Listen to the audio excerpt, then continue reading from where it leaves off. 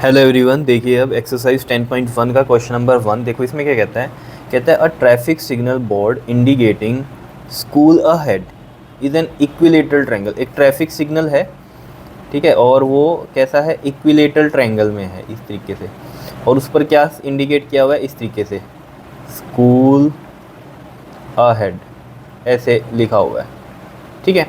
जिसमें ये क्या बोल रहा है, विद साइड ए, यानी कि इसकी तीनों साइड्स क्या हैं, ए हैं, बिकॉज ये इसने क्या बोल दिया, इक्विलेटरल ट्रायंगल बोल दिया, ठीक है। Find the area of the signal board using Heron's formula, ठीक है जी। सिग्नल बोर्ड का आपको क्या बताना है, एरिया बताना है हीरोन्स फार्मूला से यूज़ करके, ठीक है। कहता है if its perimeter is 180 centimetre what will be the area of the signal board. देखो सबसे पहले तो आप क्या करो, नॉर्मली आपको ये पता है ये ए है, ये ए है, ये ए है, ठीक है। आप नॉर्मली हीरोन्स फार्मूला से पहले एरिया निकालो, फिर बाद में इस कहानी को पढ़ेंगे पेरीमीटर वाली, ठीक है। पहले इसको नहीं लेकर चलना, ठीक है।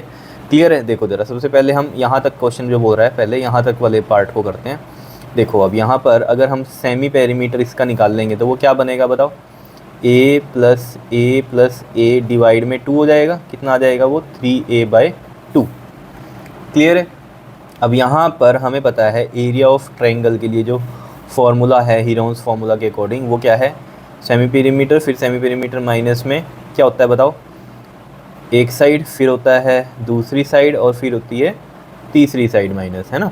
लेकिन यहाँ पर सभी साइड्स क्या हैं, ए है, तो हम इसको इस तरीके से लिखेंगे एस माइनस में ए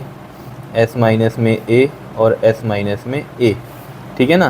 बी भी ए है और सी भी यहाँ पर ए ही है, ठीक। अब हम क्या करेंगे, एस कितना निकला है हमारे पास 3a/2, फिर 3a/2 माइनस में ए, फिर अगेन एस की वैल्यू रख दो यहाँ पर 3a/2 माइनस में ए, फिर अगेन 3a/2 माइनस में ए, ये रख दी हमने वैल्यूज़। क्लियर है। एस क्योंकि ये था ना 3a/2 तो वो रख दिया यहाँ पर, ठीक है। क्लियर है। अब देखो ज़रा, अब हम क्या करेंगे यहाँ पर, देखो 3a/2 तो ये है ही, इसमें लो एलसीएम, 2 एलसीएम आएगा तो यहाँ पर 3a बचेगा, और यहाँ हम नीचे 1 मानते हैं तो 2 से डिवाइड होगा तो कितना आएगा 1, 2 ही आएगा, ठीक है ना। 1 और 2 को डिवाइड करेंगे तो 2, और ये a से मल्टीप्लाई होगा तो 2a। सेम है ये भी कहानी, तो सेम यहाँ पर भी ऐसे ही आएगा, एलसीएम लेंगे 3a माइनस में 2a, फिर अगेन यहाँ भी एलसीएम 3a माइनस में 2a। ये तो आ रहा है ना समझ में। देखो यहाँ नीचे 1 होता है ना, तो 1 और 2 को डिवाइड करेंगे 2, फिर 2 को a से मल्टीप्लाई करेंगे तो 2a, एलसीएम तो लेना आता ही है सभी को।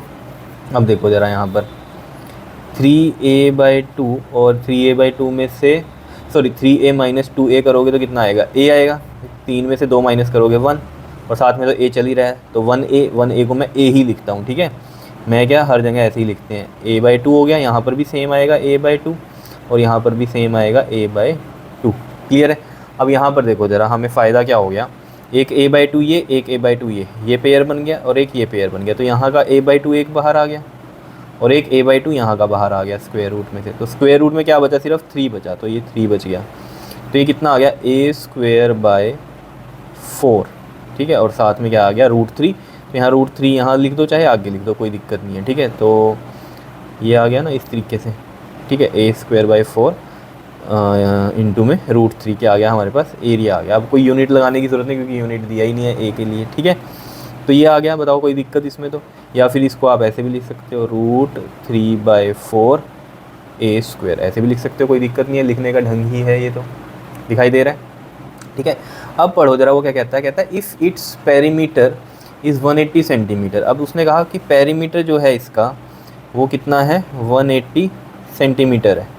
अब आपको होता है पेरीमीटर क्या होता है, सभी साइड्स का सम, क्योंकि उसने बोला है कि एरिया निकाल लो। अब एरिया हम तभी निकाल सकते हैं जब हमें इस ए की वैल्यू पता होगी, वो ए की वैल्यू यहाँ से निकलेगी। अब पेरीमीटर क्या होता है, सभी साइड्स का सम, तो सभी साइड्स कितनी है इसमें, ये हैं, तो a प्लस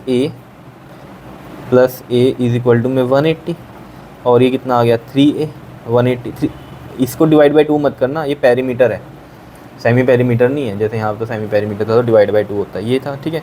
तो a कितना आ जाएगा हमारे पास 180/3 एंड 3 6 18, और ये 0, तो ये कितना आ गया 60 सेंटीमीटर आ गई हमारे पास a।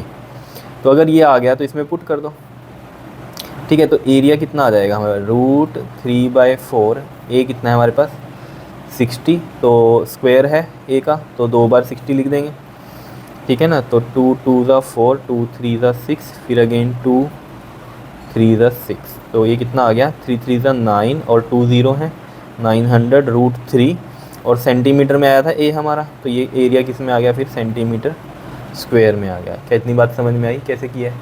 ठीक है, तो ये निकल गया एरिया। तो एक तो आंसर इसका ये हो गया जो उसने पहले पूछा था हमसे ए के हिसाब से, फिर बाद में उसने बताया कि 180 सेंटीमीटर अगर पेरीमीटर है तब एरिया कितना होगा, तो इतना एरिया होगा।